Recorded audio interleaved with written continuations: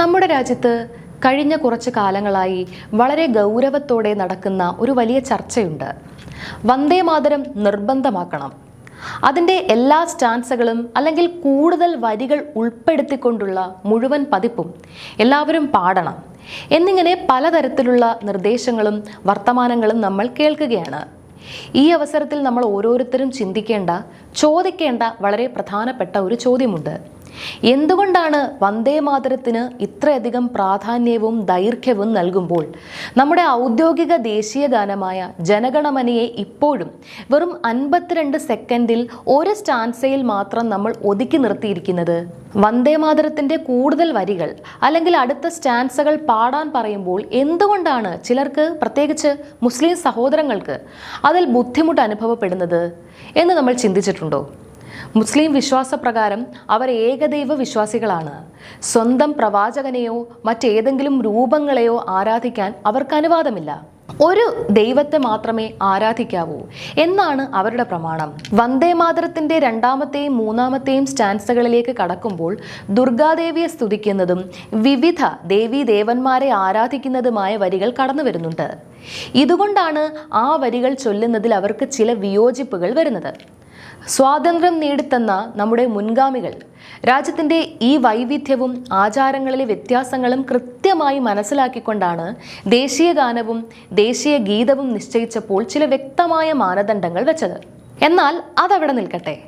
വന്ദേ മാതരത്തിൻ്റെ കൂടുതൽ വരികൾ കൂട്ടിച്ചേർത്ത് ഔദ്യോഗികമായി പാടിക്കണം എന്നാഗ്രഹിക്കുന്നവർ എന്തുകൊണ്ടാണ് നമ്മുടെ ദേശീയ ഗാനമായ ജനഗണമനയുടെ 5 സ്റ്റാൻസകളും മുഴുവനായി കൊണ്ടുവരാൻ മടിക്കുന്നത്?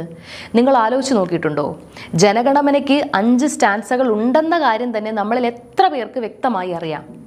ജനഗണമനയുടെ രണ്ടാമത്തെയും മൂന്നാമത്തെയും സ്റ്റാൻസകളിലേക്ക് നമ്മൾ ചെന്നാൽ അവിടെ കാണാൻ കഴിയുന്നത് ഭാരതത്തിന്റെ യഥാർത്ഥ മതേതര ആത്മാവിനെയാണ്. അതിന്റെ രണ്ടാമത്തെ സ്റ്റാൻസയിലെ വരികൾ പരിശോധിച്ചാൽ ടാഗോർ അതിൽ വ്യക്തമായി എഴുതി വച്ചിട്ടുണ്ട്: ഹിന്ദു, ബൗദ്ധ, സിഖ്, ജൈന, പാഴ്സി, മുസൽമാന, ക്രൈസ്തവ.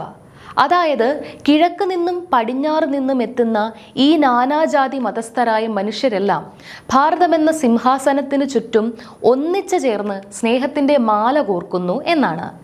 ഈ നാട് ഏതോ ഒരു പ്രത്യേക വിഭാഗത്തിൻ്റെയോ മതത്തിൻ്റെയോ മാത്രം സ്വന്തമല്ല, മറിച്ച് ഹിന്ദുവും മുസ്ലിമും ക്രിസ്ത്യാനിയും സിഖുകാരനും ജൈനനും ബുദ്ധമതക്കാരനും പാഴ്സിയും അടങ്ങുന്ന എല്ലാ മനുഷ്യരും ഒരുപോലെ ചേരുമ്പോഴാണ് ഭാരതം പൂർണ്ണമാകുന്നത് എന്ന വലിയ സന്ദേശമാണ് ആ വരികൾ നൽകുന്നത്. എന്നാൽ നിർഭാഗ്യവശാൽ എല്ലാവരെയും ഉൾക്കൊള്ളുന്ന ഇത്തരം വിശാലമായ മതേതര ചിന്താഗതിയേക്കാൾ ചിലർക്ക് താല്പര്യം മറ്റു ചില കാര്യങ്ങളോടാണ് എന്നത് ഒരു വസ്തുതയായി മുന്നിൽ നിൽക്കുന്നു. ഇതൊരു വെറും ആരോപണം മാത്രമല്ല. ഇതിൻ്റെ നിയമപരമായ വശങ്ങൾ പരിശോധിച്ചാൽ വലിയ ക്രമക്കേടുകൾ നമുക്ക് കാണാൻ സാധിക്കും. വിവരാവകാശ നിയമപ്രകാരം ചോദിച്ച ചോദ്യങ്ങൾക്ക് ലഭിച്ച രേഖകൾ അടിസ്ഥാനമാക്കി പരിശോധിച്ചാൽ കാര്യങ്ങൾ കൂടുതൽ വ്യക്തമാകും. അതായത് 2026 ഫെബ്രുവരിയിലും ജൂലൈ മാസത്തിലുമൊക്കെ MHA, അതായത് കേന്ദ്ര ആഭ്യന്തര മന്ത്രാലയം പുറത്തിറക്കിയ ചില കത്തുകളിലും ഉത്തരവുകളിലും കാണുന്നത് ജോയിന്റ് സെക്രട്ടറിമാരൊപ്പുവെച്ച നിർദ്ദേശങ്ങളാണ്. വന്ദേ മാതരത്തിന് 3 മിനിറ്റും 10 സെക്കൻഡും ദൈർഘ്യമുള്ള പൂർണ്ണ പതിപ്പ് ഉൾപ്പെടുത്തി അത് നിർബന്ധമായും പാലിക്കണം എന്നാണ് അവർ പറയുന്നത്. ഇവിടെയാണ് നമ്മളൊരു പൗരൻ എന്ന നിലയിൽ ഗൗരവമായി ചിന്തിക്കേണ്ടത്. നമ്മുടെ രാജ്യത്തിൻ്റെ ദേശീയ ചിഹ്നങ്ങളിലോ ദേശീയ ഗാനത്തിൻ്റെ പ്രൗഢിയിലോ പ്രാധാന്യത്തിലോ മാറ്റങ്ങൾ വരുത്താൻ ഭരണഘടനാപരമായി ആർക്കാണ് അധികാരമുള്ളത്? കേന്ദ്ര ഗവൺമെന്റിലെ ഏതെങ്കിലും ഒരു ജോയിന്റ് സെക്രട്ടറിക്കോ അണ്ടർ സെക്രട്ടറിക്കോ ഒപ്പുവെച്ച് നടപ്പാക്കാൻ പറ്റുന്ന ഒന്നാണോ ഇത്? നമ്മുടെ രാജ്യത്തിൻ്റെ പരമാധികാരവും അഭിമാനവും ഉയർത്തിപ്പിടിക്കുന്ന ഇത്തരമൊരു തീരുമാനം ലോക്സഭയിലും രാജ്യസഭയിലും ചർച്ച ചെയ്ത് പാസാക്കി രാഷ്ട്രപതി ഒപ്പുവെച്ച് നിയമമാകേണ്ട ഒന്നാണിത്. അതിലും വലിയ വിരോധാഭാസം എന്തെന്നാൽ ഈ വിഷയത്തിൽ വ്യക്തത തേടി കേന്ദ്ര സംസ്ഥാന സർക്കാരുകളോട് പരാതികൾ നൽകുമ്പോൾ എല്ലാവരും തടി തപ്പുന്ന കാഴ്ചയാണ് കാണാൻ സാധിക്കുന്നത്.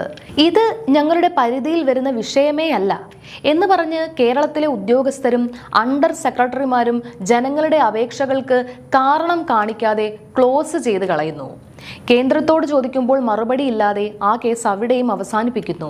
ഓഗസ്റ്റ് 15 സ്വാതന്ത്ര്യ ദിനാഘോഷങ്ങൾ വരാനിരിക്കെ സ്കൂളുകളിലും ഓഫീസുകളിലും ഇതെങ്ങനെ പാടണം എന്ന കാര്യത്തിൽ വലിയ അവ്യക്തതയും പുകയും നിലനിൽക്കുമ്പോഴും ഇതിനൊരു കൃത്യമായ കൃത്യമായ മറുപടി നൽകാൻ ഭരണാധികാരികൾ തയ്യാറാകുന്നില്ല.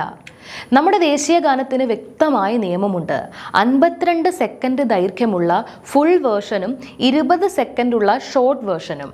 എന്നാൽ വന്ദേമാതരത്തിന് പെട്ടെന്ന് ഒരു സുപ്രഭാതത്തിൽ അൺഒഫീഷ്യൽ കത്തുകളിലൂടെ ഇത്തരം മാറ്റങ്ങൾ വരുത്തുമ്പോൾ വർഷങ്ങളായി നമ്മൾ നെഞ്ചിലേറ്റുന്ന ദേശീയ ഗാനമായ ജനഗണമനയുടെ സ്ഥാനം തരം താഴ്ത്തപ്പെടുകയല്ലേ ചെയ്യുന്നത്? ഇവിടെ നമ്മൾ കൃത്യമായി മനസ്സിലാക്കേണ്ട ഒരു കാര്യമുണ്ട്. നമ്മൾ ആരും വന്ദേമാതരത്തെ എതിർക്കുന്ന ആളുകളല്ല. ഭാരത മണ്ണിൽ ജനിച്ച ഏതൊരു വ്യക്തിക്കും ഈ രാജ്യത്തോടും രാജ്യത്തിൻ്റെ പ്രതീകങ്ങളോടും അതിയായ ബഹുമാനവും സ്നേഹവുമുണ്ട്. പക്ഷേ രാജ്യസ്നേഹം ഒരു പ്രത്യേക വരിയിൽ മാത്രം ഒതുക്കി അളക്കപ്പെടേണ്ട ഒന്നല്ല. ദേശീയ ഗീതത്തിന് 3 മിനിറ്റിലധികം സമയം നൽകാൻ അധികാരികൾ തയ്യാറാകുന്നുവെങ്കിൽ രാജ്യത്തിന്റെ ഐക്യം വിളിച്ചോതുന്ന ജനഗണമനയുടെ ബാക്കി 4 ഭാഗങ്ങൾ കൂടി ഉൾപ്പെടുത്തി അതേ പ്രാധാന്യത്തോടെ ആലപിക്കാൻ എന്തുകൊണ്ട് തയ്യാറാകുന്നില്ല? ഇതൊരു മതത്തിന്റെ മാത്രം ആവശ്യമാണെന്നോ അല്ലെങ്കിൽ ഏതെങ്കിലും ഒരു രാഷ്ട്രീയ ലക്ഷ്യത്തോടെയുള്ള ചോദ്യമാണെന്നോ ആരും തെറ്റിദ്ധരിക്കരുത്. ഭരണഘടനയോടും നമ്മുടെ നാട്ടിലെ മതേതരത്വത്തോടും പൂർണ്ണ ബഹുമാനമുള്ള ഓരോ ഭാരതത്തിന്റെയും സ്വാഭാവികമായ ചോദ്യമാണ്. ജനാധിപത്യത്തിൽ ഇത്തരം ചോദ്യങ്ങൾ ചോദിക്കുമ്പോഴാണ് രാജ്യത്തിന്റെ നിയമവ്യവസ്ഥകൾ കൂടുതൽ സുതാര്യമാകുന്നത്. ഈ വിഷയത്തിൽ കൂടുതൽ നിയമപരമായ വശങ്ങളും സർക്കാർ നൽകിയ രേഖകളുമായി നമുക്ക് അടുത്ത വീഡിയോയിൽ വീണ്ടും കാണാം. ഈ ഒരു വിഷയത്തിൽ നിങ്ങൾക്ക് എന്താണ് തോന്നുന്നത്? ജനഗണമനയുടെ എല്ലാ വരികളും ഉൾപ്പെടുത്തണം എന്ന ഈ ആശയത്തോട് നിങ്ങൾക്ക് യോജിക്കാൻ കഴിയുന്നുണ്ടോ? നിങ്ങളുടെ വിലയേറിയ അഭിപ്രായങ്ങൾ താഴെ കമന്റ് ബോക്സിൽ രേഖപ്പെടുത്തുക. നന്ദി.